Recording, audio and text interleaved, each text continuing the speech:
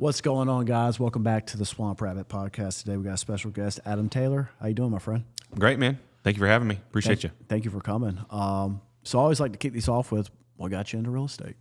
It's a pretty cool story, actually. So I'll back up even before I got into real estate. So I went to North Greenville, had a good baseball career there, majored in business. And for me, leaving North Greenville, it was either play professional baseball or join the military. And I had an opportunity to sign as a non-drafted free agent in 2013 with the Gary, Indiana South Shore Railcats. So, Nice. Yeah, that was actually the murder capital of the United States back in the day. So I got an opportunity to play professional baseball for several years. My parents were adamant about me getting my MBA while I was playing minor league baseball, which that's a whole nother story. That was a crazy time. So then I was making $800 a month as a professional baseball player. Cha-ching. I remember, cha-ching, baby. I remember I spent my entire month's salary on a set of 4 tires from my Tahoe back in the day. In 2015, I got married to my wife in the off season, and we were just kind of looking at budgets and bills. I'm like, I can't go back and play. So I actually got an opportunity to be an underwriter at TD Bank and get my first big boy job. I started that in February 2016. And it was great because I was an underwriter. I learned a lot about standards and procedures and banking and all that stuff. And the majority of TD Auto Finance was actually up in Detroit, Michigan. They had a little arm down here. And I rose through the ranks there pretty quickly. And then they asked me to move to Detroit for not a lot more money. And we were pregnant with our first child. And I told them no. And then that was kind of a moment that really shifted everything. The thing about being an auto loan underwriter is you work West Coast hours from the East Coast. So I was working noon to 11 p.m. Oh, wow. Thursday, Friday, Saturday, Sunday. And for 3 or 4 years, I was doing that. And it was okay at first because I was, providing for my family. I was doing the things, but it wasn't what I had envisioned for my life. Yeah. So about the 3rd year in, after I turned them down, moving up to Detroit, I was pretty miserable. And I was just praying like, God, I don't think this is what you have for me. I'm missing putting my kid to bed. I'm missing date nights with my wife. I'm missing going to church. I'm missing my friends. And I just asked for some clarity and some vision for my future and something I get excited about. And it was about 10 o'clock at night. I was one of the only people working there. It was pitch black out. We were at that one off of 85, and I'm watching the cars zip by. And it's kind of inexplicable, but it was absolutely a call into real estate and into the South Carolina Army National Guard. It was like the plan that God gave me became very clear at that point. But then I took a step back. I was like, okay, so what that means is I'm going to be leaving a W-2 world, getting into commission-only side of things. Oh, and by the way, I've got to go leave for 9 months to go get my Army training done. I was like, are you sure this is what and the affirmations kept coming. Yeah. And they kept coming, and they kept coming in mighty, mighty ways. It was really cool. And so actually, I started real estate in 2018, and I came in with a listing. My buddy was like, I trust you. You're going to sell my house. And me and my calculation brain, I was like, as long as I sell this first house, I'll at least break even. Let's see if I suck at it. Let's see if I'm any good at it. Turns out I was pretty good at it. I sold 19 homes my first 6 months. Holy smokes. And then what happened on the 6th month anniversary that I was in the business, I shipped off for my Army training. And kind of, manipulated some W-2 work leave, some closings that I had, and then shipped off to basic training and got through all my Army training. It was great. But then I came back. I was like, okay, when's the beginner's luck is over? I got to start back over, and of course, me with little faith, the favor's gone. And I sold 19 homes the next 6 months. Oh, wow. And from that point, I said, okay, I think I, have a giftedness in this, and really put together a plan for me to leave the W-2 lifestyle and to get into real estate. So the first 12 calendar months I was in the business, sold 38 homes, and then 38 became 60. And then at that point, we started putting together some financial plans that, okay, when we get to this amount, I'm burning the ships and I'm going into real estate full time. I'm giving it what I've got and going to, be in the South Carolina Army National Guard as well. Yeah. So in June of 2020, I left the W-2 lifestyle after working 3 jobs for 3 years. really was a difficult but also very rewarding time. And in June 2020, I burned the ships, and it's been real estate ever since. So when you first started, you were still at TD Bank. Oh yeah, That's crazy. yep. So I was working noon to 11 p.m. So I had from 6 in the morning or 5 in the morning until 11:30 for me to start building the business. That's insane. And then I also was working Wednesday through Sunday. So I had I was working Thursday through Sunday. So I had Monday, Tuesday, Wednesday to do my showings. I banked all my PTO for me to be able to do showings in the evening. I would be leaving TD Bank, take 2 hours of PTO and go do my showings. And it was just inexplicable and super funny with how everything would work out. I would show up with 1 second left because I had to punch back into the clock. Yeah. And it was just really cool how God's been there every step of the way, just with the affirmations that this is what you're supposed to be doing. And it's really cool to look back at it too, I'm sure, because I can imagine when I first started, I put in a lot of hard work too, but like looking back now, like how worth that hard work was, and you weren't able to realize it in that moment. Yeah. You know? Yeah. I mean, nothing ever really grows in a comfort zone. I think you can attest to that with what you've built, but just being willing to do the things that other people aren't willing to do. Yeah. I mean, when I talk to new agents, when I bring on new agents and they see this, they have to eat an elephant. How do you do it? One bite at a time. Yeah. You wake up early, you go to bed late, but you stay on your mission. You stay on your why. Because without your why, you're going to get tired. You're going to say, oh, you know what? It's not worth it. Well, I resolved in my spirit, because I truly believe I was called into this, that, hey, this is my why. There's nothing that's going to stop me. So it doesn't matter. We'll get up early. We'll go to bed late. We'll love people. We'll get better at our job. And that's really what I think a lot of the characteristics of why you're successful, why we are building something successful. For sure. Did you start out with Keller Williams? I did. Okay. Yep. Still with Keller Williams? Still with Keller Williams. What kind of led you to that brokerage? So the person that taught me real estate school was actually a broker there at the time. Okay. And then I got there truly just to hang my license somewhere. Because again, 60 hours a week, I was working at TD Bank or doing some Army stuff and being a brand new dad. All I needed was a place that I could just go drop off my commission checks. Yeah. That's what it was at the beginning. But then as I started to grow in the industry, I needed some real training and guidance. And I found that at Keller Williams Greenville Central. A lot of great mentors. I have a real estate coach as well. And just at this point, I just haven't found anything but better. Yeah. They've helped me build a team, build an organization, and be a business person that happens to be in real estate rather than just somebody who sells real estate. So you probably did you start out solo or did you start out on a team? Yeah, started out solo. Actually, I have a funny story on that. There's this personality profile test that you get at Keller Williams, and that shows you what your giftedness is. And I was interviewing with a local team here, and the person that I was interviewing with saw my attributes and all of that. She reads it. She goes, "Don't come here." She said, "You're going to just replicate this." Yeah. And it was some of the best advice that I've ever gotten, because she was right. She was looking out for me, and because my, I say there's two types of people. There's influence driven and there's affluence driven people. And she just sees the level of influence that I wanted to have and that I want to have. And she said, "You're just going to go replicate exactly what we're doing here. Go and blaze your own trail." Yeah. It's really cool. And that's what you did. That's what I did. So when did you start your team? So in December of 2020, 2020 was really a defining year because of, number one, COVID. Yeah. Number two, I left TD Bank full time.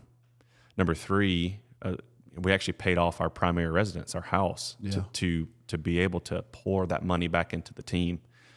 And then I started to get to the point where my quality was suffering a little bit because I was so busy. So then I brought on our first hire at the time, Kyle Sizemore. He's now with EXP, still a dear friend, awesome guy who really came in and helped me become more procedural with how we did things, real systems and processes. Yeah. I am a system and a process guy, but I'm more of I'm going to go run and gun and get the job done in the moment. Yeah. And so it's funny, on day one that Kyle comes in, I've got everything that needs to be done written on a whiteboard a piece of poster paper about as big as this team. Yeah. And he comes in kind of timid on his first day. He's like, "Hey, can we not do this?" And I was like, "Please." I was like, "If you have any ideas, please just help me." Yeah. And then Kyle was very transformative in the business, and we ramped up a lot whenever he was there because our quality got better. And then we brought on a transaction coordinator, and then we really took off.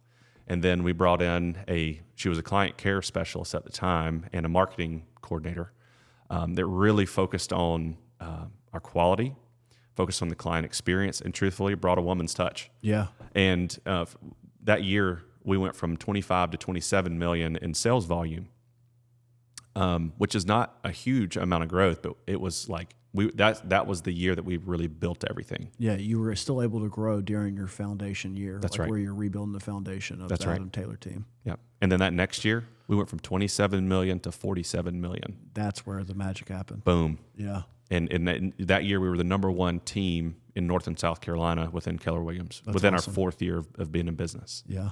And at that point, I said, okay, we really have something special here. And so it's been an incredible journey since. And so, yeah, that's a little peek behind the curtain. Let's talk about the client care coordinator you hired. Yep. What does that curate for? What does that look for? Like, if I were a client, like, what would that look like for me? Like that position? Yeah, so it's a combination of like the soft skills as well as, all the way to the end point of a closing gift. Yeah. We were just really throwing gift cards at people and saying, thank you so much, because we were so busy. Stopping by the gas station, buying a bottle of wine or something. That's exactly right. Yeah. So what we looked at is everything from the time that we intake a client on, like, what does our marketing look like? How do we communicate? What's the language that we use? To everything that we do is a system and a process. Yeah. For example, and this is part of the client experience as well, whenever we get something under contract and we put a closing date in there, it automatically populates the 55 things that have to happen before closing, assigns them to the person who's supposed to do them on the date that they're supposed to do them. Yeah. And that's where I don't think a lot of agents they don't spend that amount of time thinking about the business. So it's cool and all if you have an elaborate closing gift, but what happens if you never get there? Yeah. So that that client coordination piece was everything from how we're perceived to how we communicate to our checklists and our systems, and then at the end we show up with a great closing gift. We take the photos, but then it doesn't stop there. Then they go into a year's worth of follow-up that leads back into our normal drip campaign. So it's like thinking about the full scope and the full picture of things. So client care is huge. It's not just the warm and fuzzy. We get in there and block and tackle and figure out how to grow this thing. Yeah. So with real estate, there's so many different areas you can work in, and I see you working in all of them, between investments, first-time home buyers, relocations. What's your favorite ones to work with? Oh man, it's like asking which one's your favorite child. I know, but we all have a favorite child, but for specific reasons, right? Like they're my favorite in each different aspect. Sure, sure. That's the way I look at it. Well, I'll say this. I built my business on buyers. Yeah. Because whenever I started the business in 2018, we were in the seller's market, and then we got into an extreme seller's market after COVID, where rates are. So the buyers were in abundance. So we got very comfortable with working with buyers. Now, of course, at that point, I was probably 75-25% of working with buyers and sellers. Mm-hmm. I think because of the market that I cut my teeth in, we got to spend a lot of time with our buyers. And you typically, from what I've seen and found, you have a better long-term relationship with buyers. Yeah. On the seller side of things, now we've really sharpened our axe the past couple of years on our skills there. And it's cool to be able to walk in and understand that I believe I know our market statistics better than anybody. Of course, I'm competitive, right? Yeah. And that's probably hyperbole. But I walk in and I know what's going on in the market, and I know what the other agents they've interviewed have said, and I know that we're different and that we're right, and we're going to come in and we're going to execute exactly what we say. And whenever you come in, you put together a game plan for a seller, and it goes under contract right away for more than asking in a shifting market with 43% more inventory, you kind of feel like a bad dude. For sure. Now, on the investing side, is really, really cool for me as well. So in 2020 was like a transformative year for me. Part of the plan for me to leave TD Bank was for me to pay off my house so that I could get into a commission-only job with really low risk. Yeah. So we pay off our house after working 3 jobs for 3 years. And a couple months later, I get a call from somebody who says, hey, I need you to help me sell this investment property. That investment property was actually the apartment complex that for several years that I grew up in Lawrence. So I had the opportunity to come in and say, hey, I want to list this property and take a commission. But then I also, because I value coaching and training from people, they said, you need to buy this. And I said, I just got out of all debt in the world to anybody else. Why am I going to go get myself into that much more debt? I had a debt mindset, a different mindset. And, thankfully I had a good relationship with the seller, and she was very patient with me on making sure that I wasn't going to set myself up to fail. And so in September of 2020, I bought the 5-unit apartment complex that I grew up in. That's cool. And, for a couple of years, and really started to see like, hey, I've gotten pretty good at selling houses now. I know what that looks like to have these commission checks coming in, but I've never tasted passive income before. Yeah. And when I got my first passive income check in October, I said, okay, there's a better way to do this, I believe. And so then it just became a journey of knowledge and, reading and listening to, of course, the Instagram, professionals. Yeah. Joining the Bigger Pockets community and just learning and just existing. Who's your favorite Instagram influencer in that space? Is it Pace Morby? No. He's a little bit, I don't know, what's the word? Not many people love what he says. Yeah. But I love the way that he's very extreme. Yeah. But Chris Crone was actually a very influential, and just, he speaks in hyperbole all the time, and it got me out of a mindset of just debt all the time into leverage. Mm-hmm. And I'm not anti-debt, and I'm not over-leveraged. But what it did is it helped me almost, I came from a strength and conditioning background too. You do overspeed training so that you sprint faster. Yeah. And I've landed into this mix of very healthy mix of debt and leverage. So I love Chris Crone. He's kind of gotten a little bit crazy lately. Okay. So if you ever see this, Chris, which you probably won't because I'm a nobody compared to you, you've gotten a little bit crazy. Calm down. No, it's cool. So tell us about the market right now. Market's interesting. We'll go with interesting. I'm going to break it down into buyers, sellers. Yeah. So what we're seeing right now is overall an uptick in inventory, 43% year over year. But if you break that down into specific price ranges, we're up 58% in inventory between 350 and 500. That's such a huge impact on a lot of things, and let me explain. If you're trying to sell a $400,000 home and it's resale, somebody's going to come in and get a 7% mortgage on that. What their payment would be equal to is somebody buying a new construction at $500,000 at 4.99%. Oh yeah. With none of the risk. Yeah. So we know over here that the roof's in good shape, the HVAC's in good shape on the new build. They're going to provide warranties. They're going to pay your closing. They're going to pay your agent. Yep. And so really two trends are going on. One, affordability is a concern for buyers. Number two, inventory increase. Yep. Because inventory is increasing, days on market are up. So the ripple effect on that is the move up type of buyer that's selling their $250,000 to $300,000 first home is now trying to buy the $350,000 to $500,000, but they're buying that contingent on selling because they've got more inventory. Because that first time home buyer is not choosing resale at $250,000 because of all the risk whenever they could be buying $325,000 and have the same payment. Yeah. So there's really unique stuff going on right now from a strategic standpoint. On the buyer side of things, we've seen things shift back in their favor a little bit. Rates remain what they remain. Yeah. We can't really control that unless you go the new build route. But what I'm saying is that the bold are buying in this market right now because you get to negotiate your purchase price one time. Yep. You can refi your rate later. Anytime it goes down. That's right. So, what we try to do from an advisory perspective is we want to run what our payments are today at 7% if you choose, 6.75 if you choose resale. But what does that look like at 6? Or what does it look like at 5.5?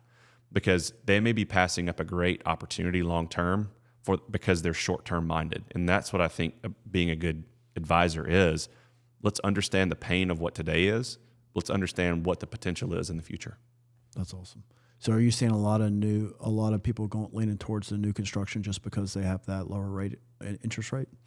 Well, yes, we're seeing people having to make choices between a budgetary choice and maybe a character choice. Yeah.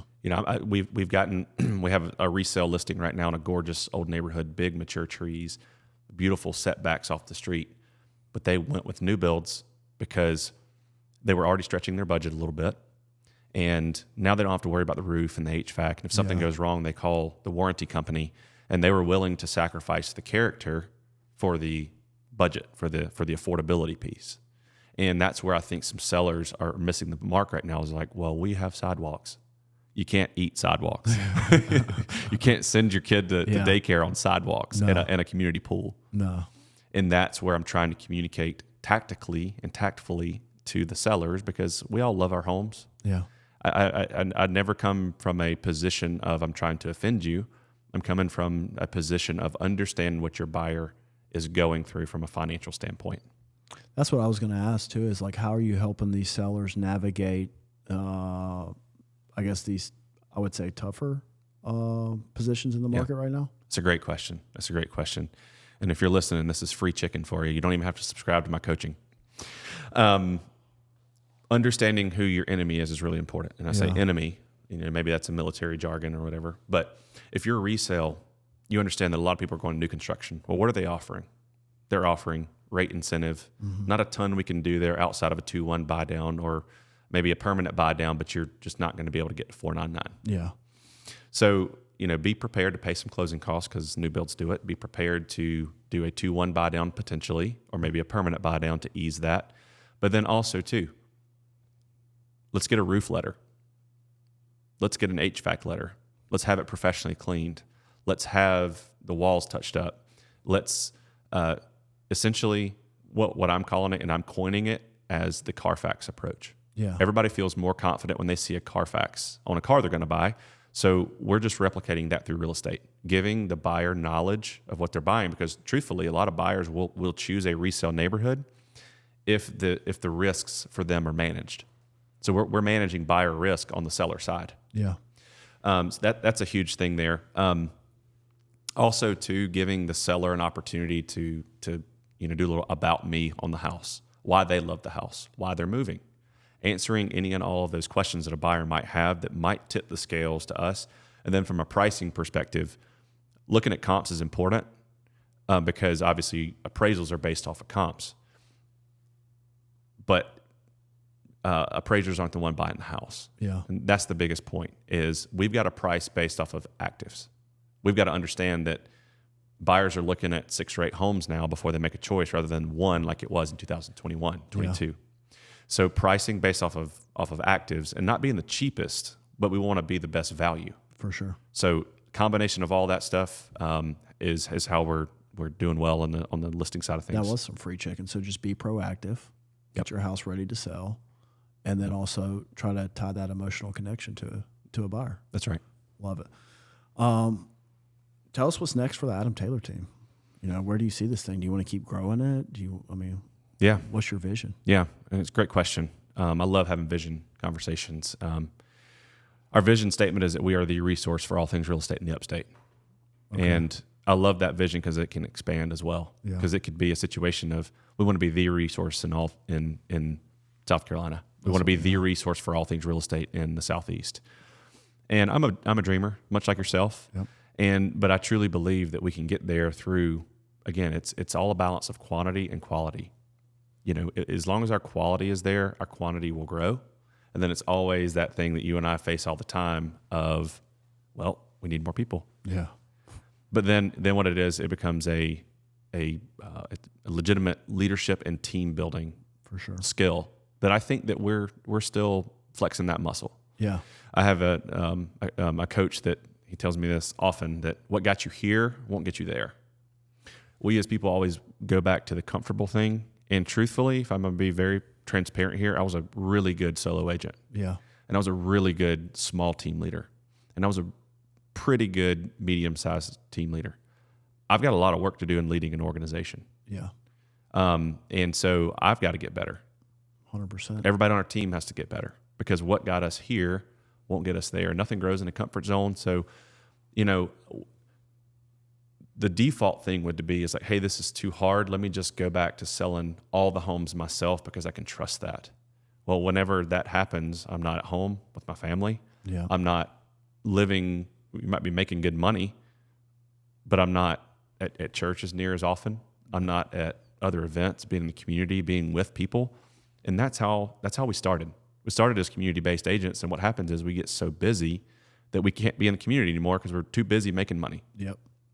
So I do see it becoming larger. Maybe some horizontal business opportunities. Again, I came from the lending side of things, so that may be something that we add on here. I see more people, more units, more transactions, more volume, but also units, transactions, volume, blah, blah, blah, blah, blah. It's more impact. It's more people that we get the opportunity to forever change their trajectory. That's awesome. And I know, so your office is in Lawrence. You said you were from Lawrence. Tell us about Lawrence growth. Yeah. Well, this is a little bit of a misconception. So we have that our Lawrence office is our satellite office. Okay. The majority of what we do is out of our Butler Road office in Greenville. Okay. Yeah, Greenville, Spartanburg. Yeah. But Lawrence are always have a soft spot in my heart. A lot of stuff going on there. Of course, they're benefiting from a lot of the growth in Fountain Inn with the planned units that are coming in. But then also too, if you skip down to the heart of Lawrence, the square in Lawrence, there's a lot of revitalization going on. So taking abandoned buildings and throwing coffee shops and places to eat, and renovating the courthouse that used to house all the governmental side of things. Now it's going to be a lifestyle type place of, I think the plan for that is like a playhouse, so really bringing that culture scene to the downtown area. Industry. If you look at the affordability side of Greenville, the metric that we use for that is, so we're at 96 out of 100, which means that the median income supports 96 cents on the dollar of the median house price. Oh, wow. So in a lot of places in the upstate can't afford the upstate anymore. Yeah. So they're going to go to other places. Yeah. And Lawrence is going to be the beneficiary of that. Now, Lawrence has still got a lot of stuff to figure out. Mm-hmm. So does Clinton.